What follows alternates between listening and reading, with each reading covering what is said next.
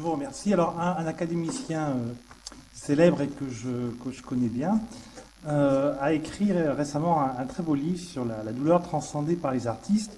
Et s'il avait voulu faire la même chose avec le prurite, il aurait eu bien du mal. Parce que même dans l'art, comme dans la science jusqu'à une date récente, le prurite est rarement représenté.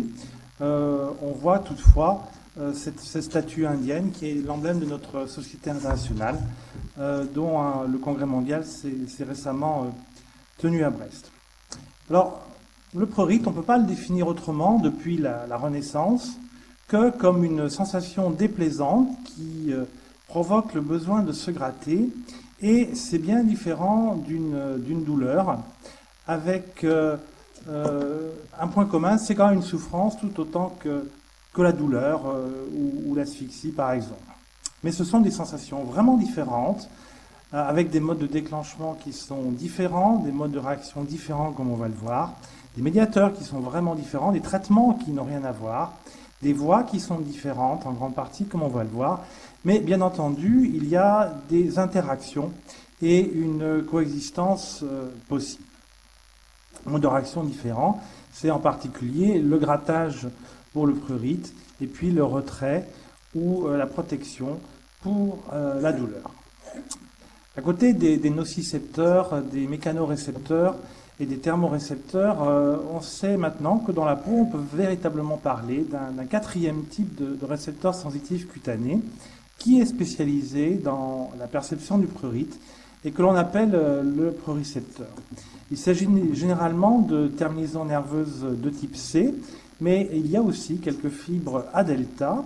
Et ces terminaisons nerveuses, on les trouve essentiellement autour de la jonction dermo-épidermique et plutôt dans l'épiderme, le prurite étant d'ailleurs une sensation spécifique de la peau et de quelques semi-muqueuses. Alors nous avons mis au point à Brest des modèles d'études in vitro du prurite, qui sont des co-cultures de neurones avec des kératinocytes, des cellules de Merkel, l'épiderme ou la peau entière, sur lesquelles nous appliquons des substances pruritogènes. Et à la suite de ça, nous pouvons effectuer des dosages biochimiques ou bien des mesures électrophysiologiques. Ainsi, par exemple, vous avez ici figuré en rouge un explant cutané co-cultivé avec des neurones qui vont former spontanément des dendrites qui vont pousser en direction de la peau, puis pénétrer la peau et croître dans l'épiderme jusqu'aux couches les plus superficielles, à l'exception de la couche cornéenne, comme c'est le cas en physiologie. Et par exemple, en appliquant de la capsaïcine ici, on peut mesurer une application, une activation électrophysiologique au niveau des neurones. Autre illustration, il existe des structures qui ressemblent très fortement à des synapses entre les kératinocytes et les terminaisons nerveuses, et c'est si constitutionnel que lorsque nous faisons nos co-cultures, on voit apparaître des connexions exactement similaires à celles que l'on trouve en physiologie dans nos co-cultures, ce qui explique qu'on puisse ensuite retrouver un certain nombre de propriétés électrophysiques et biochimiques après activation de notre modèle. Pour un screening, nous utilisons un modèle bien simplifié où plutôt que la peau entière, nous co-cultivons les kératinocytes avec les neurones et nous sommes alors capables de réaliser de manière beaucoup plus industrielle pratiquement des dosages de neuropeptides qui sont le reflet de l'activation des neurones après application de substances pruritogènes sur les kératinocytes et la co-culture. Alors, il existe au moins deux types de pruricepteurs, un qui est très classique, qui est l'histamine, et qui en fait est minoritaire en pathologie, parce que lorsqu'il y a un prurite qui est induit par l'histamine, normalement on a aussi une papule œdémateuse, Et donc ça, c'est, en dehors de l'urticaire, finalement pas si fréquent. Un prurite sans doute bien plus fréquent est celui qui est induit par un poil à gratter, qu'on appelle coage, et qui en fait active des récepteurs par deux, donc par l'intermédiaire d'enzymes qui sont présentes, la mucunaïne exactement, présente à la surface des spicules de ce poil à gratter. Donc il existe au moins deux sous-types de prorécepteurs, et il est très intéressant de noter que ces deux sous-types de prorécepteurs vont avoir ensuite, lorsqu'ils sont activés, des voies qui sont là aussi assez spécifiques tout au long du système nerveux, depuis le neurone terminal, la terminaison nerveuse, le neurone terminal, jusqu'au ganglion, et ensuite dans la moelle épinière. Le long de la moelle épinière, on trouve aussi une voie histaminergique et une voie pardoergique, et on retrouve aussi ces voies-là dans le cerveau. En effet, lorsque on active par le coage et que l'on crée un prurite, eh bien on voit que ce sont certaines zones cérébrales en bleu qui sont activées. Lorsque on induit un prurite par l'histamine, on voit que ce sont des zones cérébrales en verte qui ne sont pas les mêmes, mais il y a quand même des zones communes qui sont figurées en rouge ici. Donc vraiment deux voies distinctes depuis la peau jusqu'au cerveau, mais avec finalement une interpénétration. Alors il y a quand même d'autres sous-types possibles. L'activation du récepteur TRPV1, donc par la capsaïcine entre autres, peut être importante dans le prurite, mais semble en général liée à l'activation de récepteurs histaminiques. Pour ce qui est des récepteurs TRP1, MRGPR, C11 ou A3, on pense que cela rejoint la voie par deux, bien qu'on n'en soit pas tout à fait sûr. Et il existe peut-être une troisième voie très importante dans la dermatite atopique, qui est l'activation des récepteurs de la TSLP, qui a été clairement montrée comme étant importante dans la dermatite atopique et qui ne semble pouvoir être rattachée à aucune autre voie, en tous les cas certainement pas à la voie histaminergique comme on pourrait le croire. Alors comme il existe une sensibilisation à la douleur, il existe une sensibilisation au prurite, c'est-à-dire que la présence d'un prurite chronique va entraîner des modifications des perceptions, et cette sensibilisation peut être périphérique ou centrale. Sensibilisation périphérique avec une diminution du seuil d'activation, une réactivité accrue, la présence d'une activité permanente et finalement une hyperexcitabilité accrue des terminaisons nerveuses sensorielles en réponse à différents types de stimuli. Cette sensibilisation périphérique, elle est surtout due à une augmentation de la densité cutanée en fibres nerveuses, comme on peut le voir au cours de maladies telles que la dermatite atopique ou le psoriasis, où les patients, lorsqu'ils ont un prurite chronique, arrivent à percevoir toute sensation comme prurigineuse, ce qui est évidemment invivable. Quant à la sensibilisation centrale, bien sûr, tout se passe au niveau du cerveau, et on la note de manière assez spontanée, mais c'est clairement aggravé s'il y a une dépression ou une anxiété. Traitement du prurite, en fait, par rapport au traitement de la douleur, nous sommes assez démunis. C'est un traitement qui est avant tout étiologique.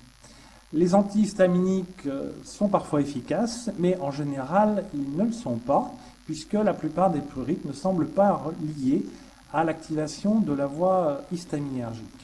Et la recherche sur le prurite porte en grande partie sur la recherche de nouvelles voies thérapeutiques, les plus avancées étant les agonistes des récepteurs kappa des opiacés, la gabapentine ou la prégabaline, Mais aussi, nous travaillons beaucoup, ainsi que d'autres équipes, sur des anti par 2 ou par 4, ou TRPV1 ou TRPA1. Et puis, à plus long terme, MRGPR A3 ou C11. L'interleukine 1 et donc les antagonistes de l'interleukine 1 semblent prometteurs aussi, en particulier dans la dermatite atopique. Les anti-substances P ou anti-CGRP dans un certain nombre d'indications. Et bien sûr, les anti-TSLP dans la dermatite atopique.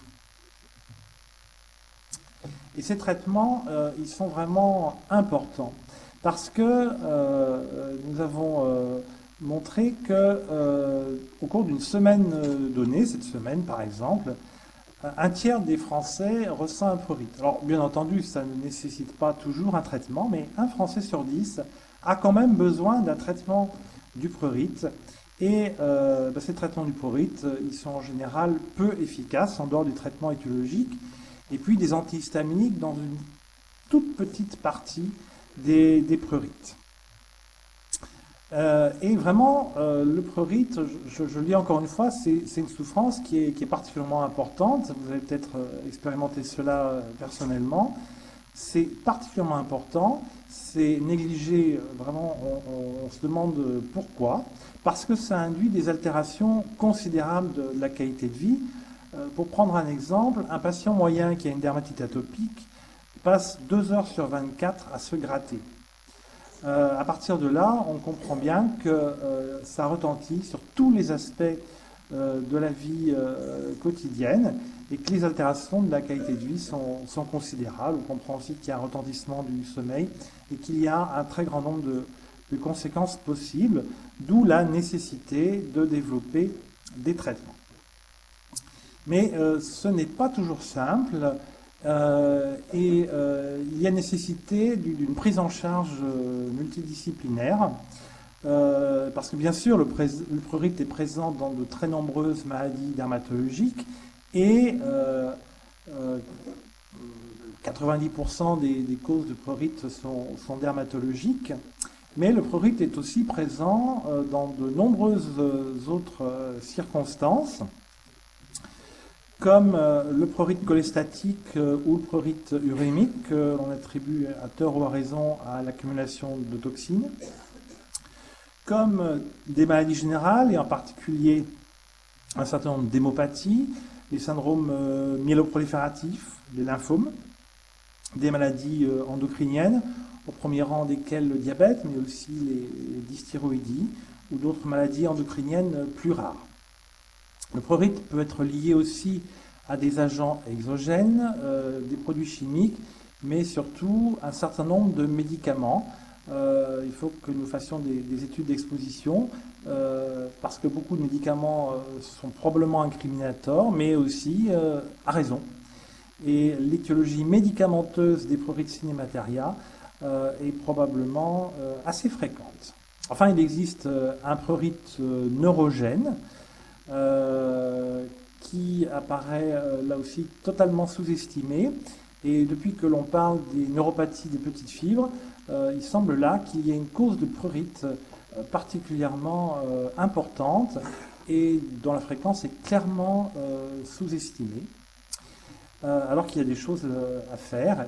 Et puis, là au contraire, je pense que c'est rare, mais il existe véritablement, bien entendu, un prurite psychogène, ou que l'on peut appeler d'origine cérébrale. En tous les cas, ce prurite-là, il existe bien. Simplement, il ne faut pas en faire le diagnostic beaucoup trop vite, parce que on a à ce moment-là des erreurs diagnostiques et des erreurs thérapeutiques. On parle en ce moment beaucoup de Nanni Moretti, qui a présenté un film à Cannes il y a quelques années. Il avait présenté un film qui s'appelait Journal intime, à Cannes aussi, où il racontait qu'il avait eu des années d'errance thérapeutique, où on disait que son prurite était psychogène, et c'était un prurite lié à une maladie d'Hodgkin. Mais le prurite psychogène existe bel et bien, et donc il faut proposer là aussi des traitements. Donc finalement, en conclusion, je voudrais dire que le traitement du prurite chronique devrait relever de centres spécialisés lorsqu'il est difficile à prendre en charge sur le plan diagnostique, comme sur le plan thérapeutique, que ça n'existe pas en France, alors que les centres de la douleur ont une utilité qui est très clairement démontrée. Donc nous, à Brest, nous essayons de mettre en place un tel centre. Et pour terminer, je voudrais vous présenter très rapidement mon équipe de recherche, enfin tout au moins les principaux membres, avec en particulier Émilie Brenaud, dont le rôle est considérable sur le plan clinique, et puis d'autres acteurs importants, tels que Pascal Marcorel, qui est d'ailleurs ici, qui est notre anatomopathologiste et qui fait des travaux remarquables sur les neuropathies des petites fibres, ou des biologistes comme par exemple Christelle Le Gall, ou Raphaël Le Garec, ou Jean-Luc Carré, ou Nicolas Le Bonvalet. Je vous remercie de votre attention. Merci beaucoup pour cette communication qui n'est pas prurigineuse, mais oui, Madame Brugère. Alors, moi j'aurais une question très vétérinaire. Nous avons une maladie qui s'appelle la tremblante en français, mais scrapie en anglais, parce que les animaux se grattent beaucoup. Et je n'ai vu qu'une fois une présentation par des Israéliens d'un prurit démentiel dans la maladie de Creutzfeldt-Jakob. En avez-vous observé? Alors, moi, alors, au contraire, je ne connais pas tellement le monde vétérinaire. En pathologie humaine, oui, j'ai vu plusieurs fois des patients déments qui se grattaient. Alors la question, c'est est-ce que dans ces circonstances-là, comme d'ailleurs dans un certain nombre de circonstances psychiatriques, il y a véritablement un prurite, il y a véritablement un grattage, mais est-ce que c'est véritablement un prurite? J'en suis pas tout à fait sûr. Autre question, Monsieur Millot.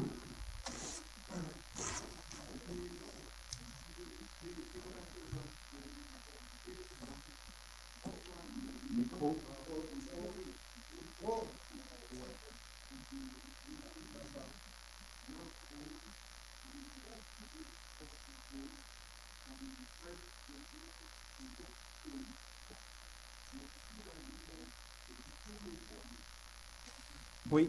En fait, c'est quelque chose qu'on entend souvent, que j'ai encore entendu d'une patiente aujourd'hui.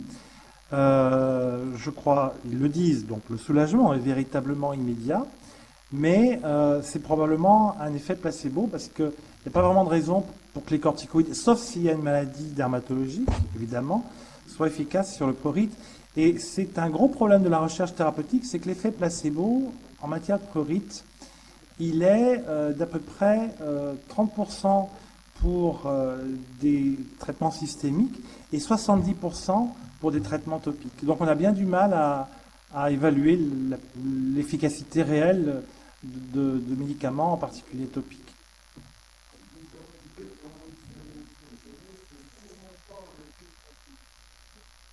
Monsieur Salle. Quand on habite en Afrique du Nord et qu'on voit un enfant se gratter, on pense à la gale. Vous n'avez pas parlé de la gale? Non, parce que je n'avais pas le temps, mais je veux bien revenir 1 ou 2 journées entières. C'est une cause très importante, très, très fréquente, en augmentation en plus en France aussi. Et là, au moins, on a de bons traitements écologiques. Mais c'est un des prurites les plus insupportables qui soit. Bien, Monsieur Misery, mais à nouveau merci. Et